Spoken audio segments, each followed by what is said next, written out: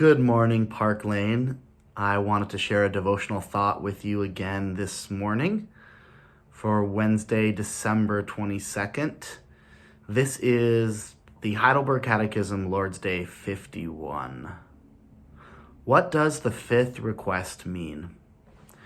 Forgive us our debts as we also have forgiven our debtors means, because of Christ's blood, do not hold against us, poor sinners that we are, any of the sins we do or the evil that constantly clings to us.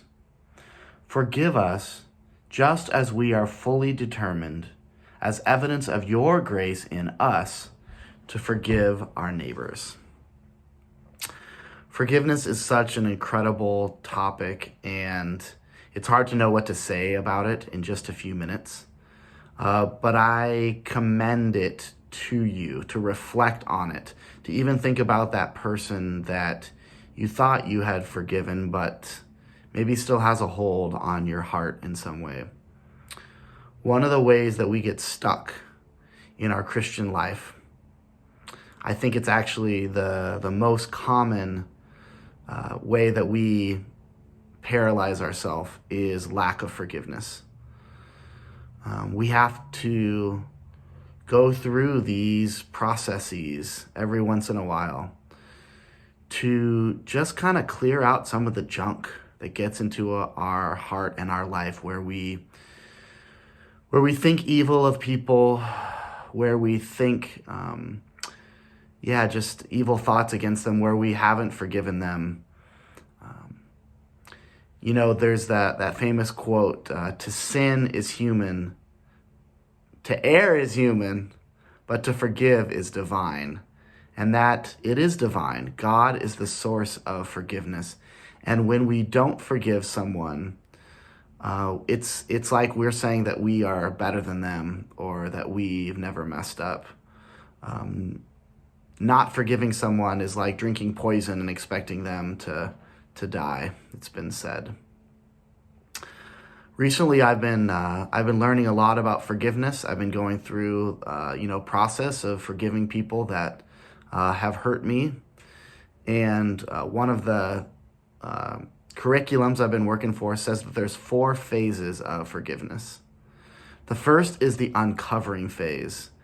And in that phase, you improve your understanding of the situation. You get honest about what the person has done to you in order to hurt you, and the impact it's had on your life.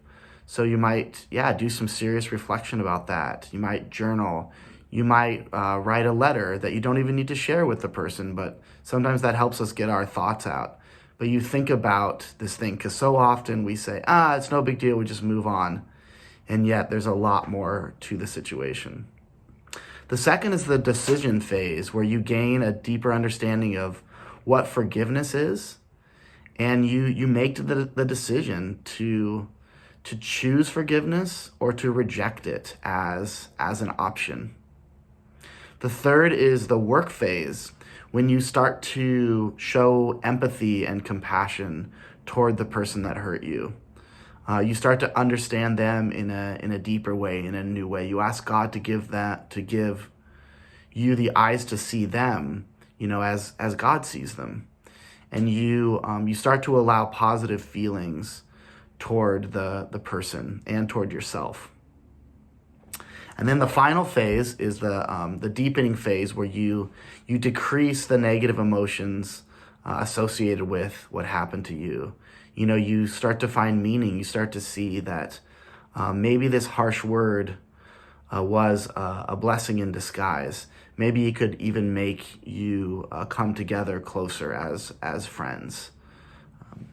I love the way that the Catechism connects the grace that's been given to us and the grace that we can share with our neighbors.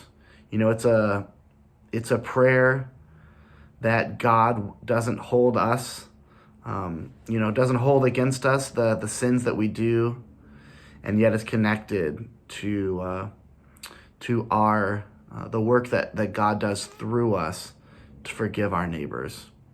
So forgive us our debts, Lord, as we also have forgiven our debtors. Merry Christmas. Hope to see you on Friday night at church, and have a wonderful day.